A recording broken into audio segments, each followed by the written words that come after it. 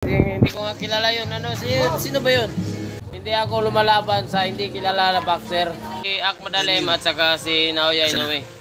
Boxing update mga tol, Cuadro Alas Casimero, sinabing hindi niya kilala itong si Abimael Ortiz. Hindi alam ni Cuadro Alas ang tungkol sa pinost ng El Caballero del Boxeo. Ayon sa Fresh Production Boxing, sinabi kasi na kasama daw si Cuadro Alas sa kanilang fight card at makakalaban itong si Abimael Ortiz. So hindi raw kilala ni Casimero itong Abimael Ortiz mga tol. Ibig sabihin wala palang nag-reach out kay Cuadro Alas tungkol sa magiging laban sana. Kumbaga wala pang offer kay Casimero pero nag-post na itong El Caballero del Boxeo. Ito yung sinasabi natin mga tol na antayin natin ang reaksyon ng Cuadro Alas, it's my boy. Pero si Cuadro Alas na mismo ang nagsabi na hindi niya kilala si Ortiz. Ibig sabihin mga tol, burado ng usapan kay Abimael Ortiz. Number 15 pa naman ito sa WBA. Ngayon, binanggit ni Cuadro Alas, Ahmad Alem ang gusto niya makalaban at si Naoya Inoue. Tingin ko mga tol, ito ang mahirap na ikasa kay Cuadro Alas. Kasi ang may hawak kay Murodjon Ahmad Alem, former unified champion yan. Hawak po siya ni Ed Hearn ng Matchroom Promotion. So bigating promoter po ang may hawak kay Ahmad Alem. Si Ahmad Alem ang may hawak sa interim WBA at inaantay na lang ang laban kay Naoya Inoue. So tingin ko mga tol, kung walang promoter si Cuadro Alas ngayon, mahirapan siya na makuha ang laban kay Ahmad Alem.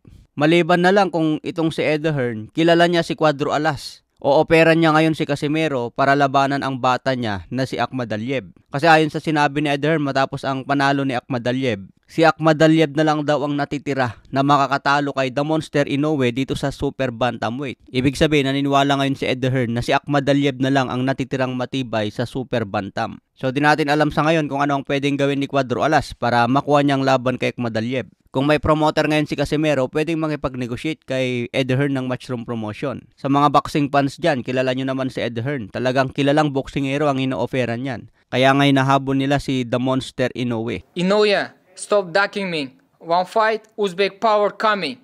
Let's go, champ! Sa iba pang balita, Turki Al-Sheikh nag-post nga po na gagamitan daw niya ng AI judge itong laban ni Tyson Fury versus Alexander Usyk ngayong linggo. Pero experiment pa lang ito mga tol. Susubukan muna ang AI judge para daw maiwasan ang controversial at daya sa laban.